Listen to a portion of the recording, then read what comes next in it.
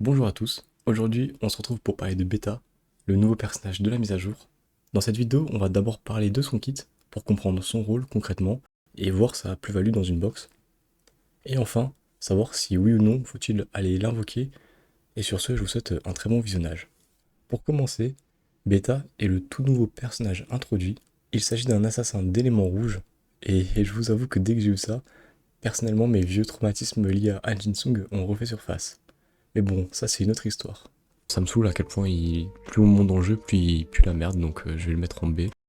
Bref, sans plus tarder, passons à son kit. Pour commencer, sa première compétence va augmenter sa perforation magique de 40%, et ce, durant 14 secondes. Et va ensuite faire une attaque en AOE, qui va en plus de ça attirer les ennemis.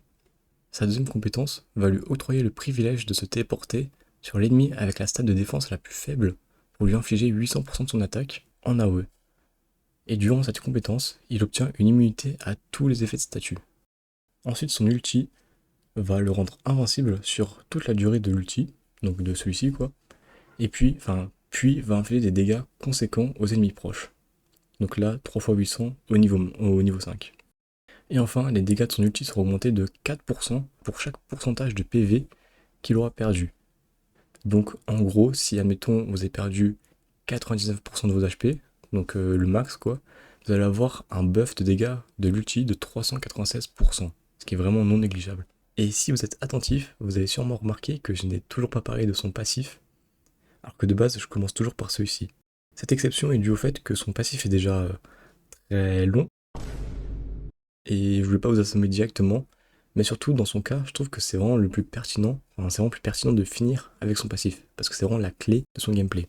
Bref, son passif va s'activer lorsque les PV de bêta tomberont à 1, non pas 1%, mais vraiment le chiffre 1 ou moins, pour la première fois lors du combat. Lorsque ça sera le cas, bêta va supprimer tous ses debuffs et va entrer dans un état de schizophrénie pendant 10 secondes. Et donc durant sa crise, il va pouvoir prendre ses médicaments type haloperidol ou bien chloropromazine, remboursés à hauteur de 65% par la sécu. Et plus sérieusement, dans cet état, ses PV vont être fixés à 1 et il va focus un ennemi.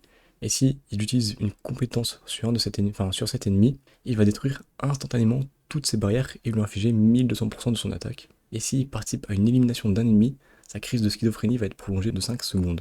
Franchement, à première vue, son kit a pas l'air dégueu. On a de la perforation magique, on a du grouping, de l'immunité de statut, de l'invincibilité, des gros dégâts en AOE, et franchement, sur papier, c'est vraiment propre. On retrouve même des brides du kit de Endorsy, avec le focus sur l'ennemi qui a la défense la plus faible, ce qui en fera assurément un ennemi relou quand on va vouloir monter la tour.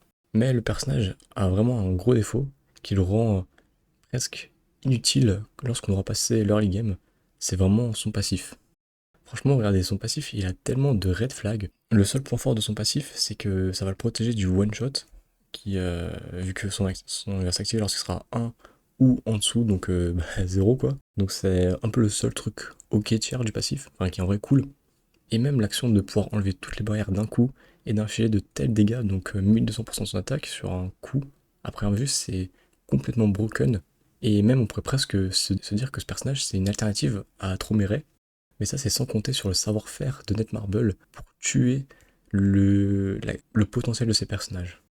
Déjà, le fait de pouvoir wall break plus burst avec son passif, ça va être limité à une fois sur l'intégralité du combat.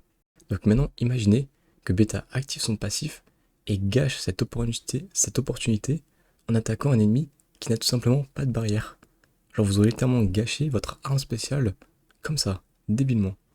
Et même juste quand son état de transe, de schizophrénie, de ce que vous voulez, enfin j'aime pas c'est quoi le nom in-game, sera fini, tout simplement, bah vous aurez un HP ou un petit peu plus, mais vous serez clairement à la portée de n'importe quel ennemi pour mourir en un coup ou deux max. Ce qui du coup niveau survivabilité, le personnage c'est littéralement un gros zéro.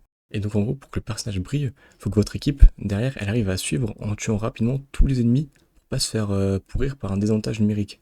Parce que imaginez qu'en plus d'être passé en sa phase de con là, il n'arrive même pas à tuer l'ennemi en face. Et pour je ne sais quelle raison, je sais pas, il le sait enfin, il y a un support dans l'équipe, bref. Et donc vous profitez pas de sa capacité à tuer l'ennemi, donc il va juste mourir et vous allez vous retrouver en désavantage. C'est juste nul.